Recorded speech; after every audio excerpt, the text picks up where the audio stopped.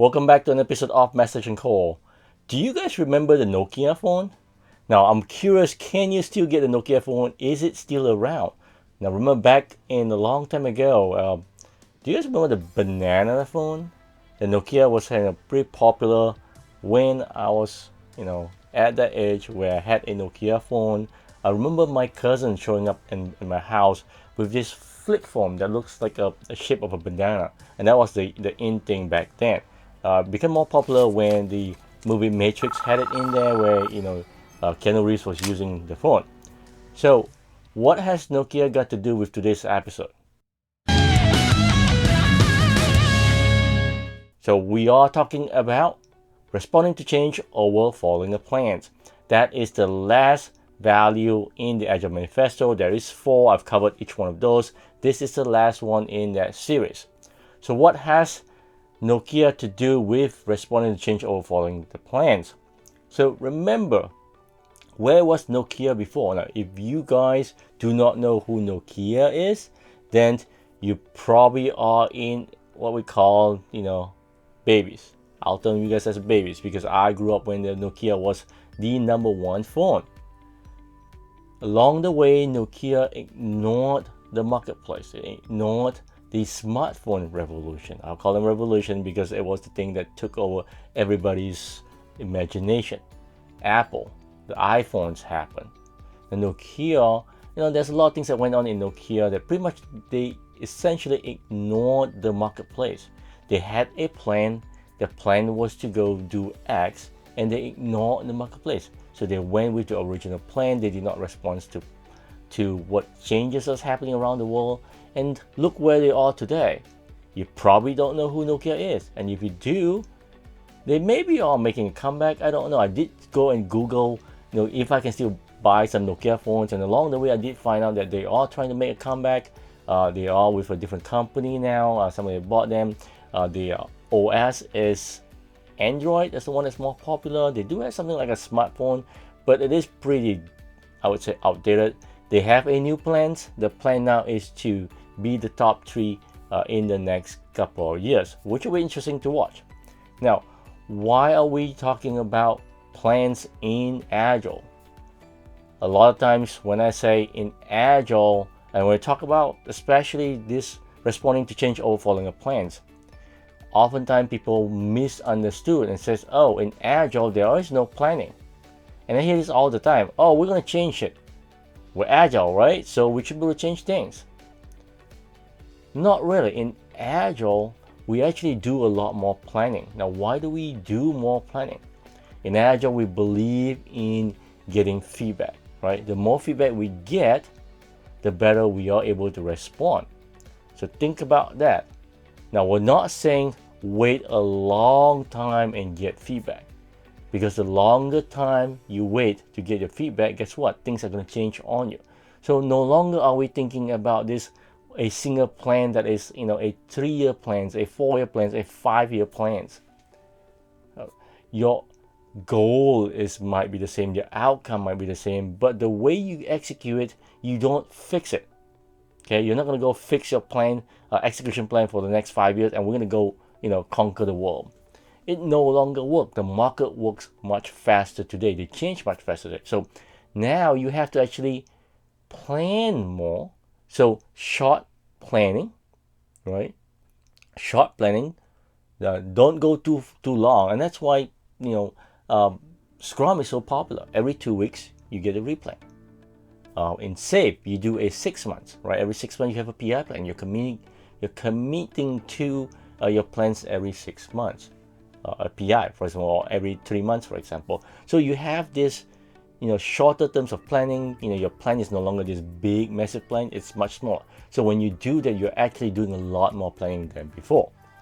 In Scrum, when you look at it, there is multiple levels of planning. There is the daily stand-up is a planning, right? Daily stand-up is a planning.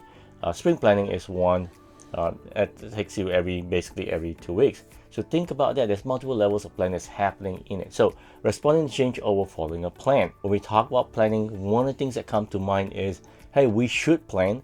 And after we plan, we should commit to the plan, right? But oftentimes we forget, and because there's this commitment that we have, we got locked into it. There's this fear of change. The fear that if we change, we are not going to finish what we plan out to do. We're fickle-minded, for example, right? So there's this thing, is that there's a balance you want to do. You don't want to change too often. You don't want to do changing your mind every day. Now, since organizations, where they come in and say, hey, it's agile, so as a business, we get to decide every day what our change plan is. Guess what? When that happens to you, it's harder for you to produce work. Now, you may be in an organization that can do that. And if that's the case, more power to you. That's why we have Kanban, right?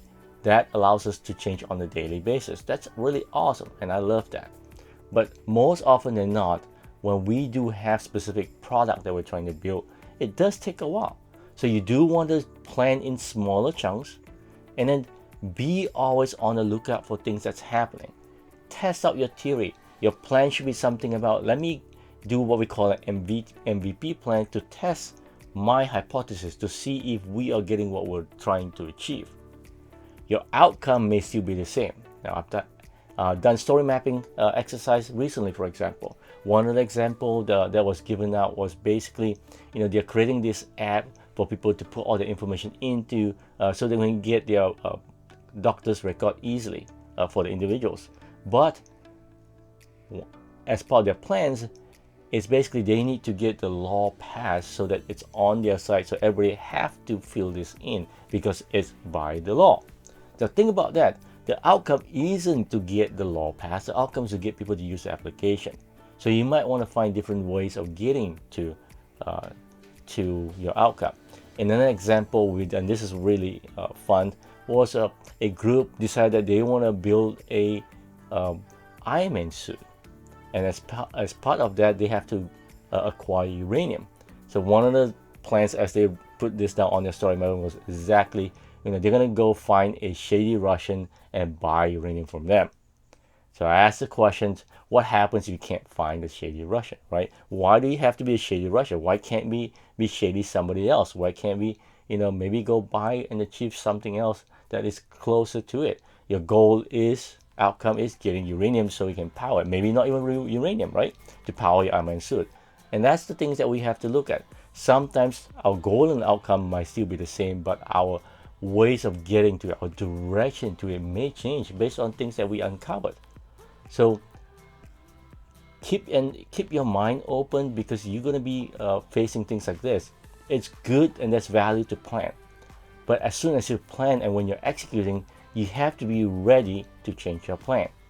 And that takes it from me as well, right? In my career, I planned out my career in terms of what I wanted to do. Along the way, Agile happened. I did not think that I'll be doing this.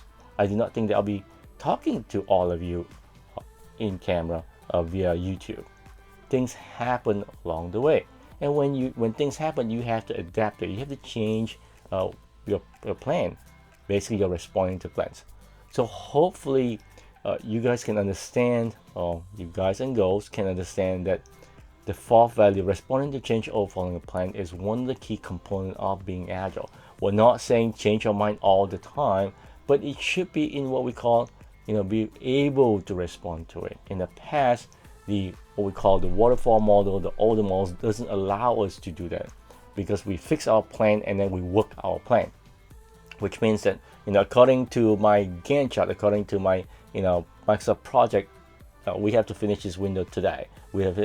Things doesn't work that way. So that's it, folks. Responding to change or following plans. I'm going to change my plan, hopefully change it for the better, get back on cadence. All right, bye.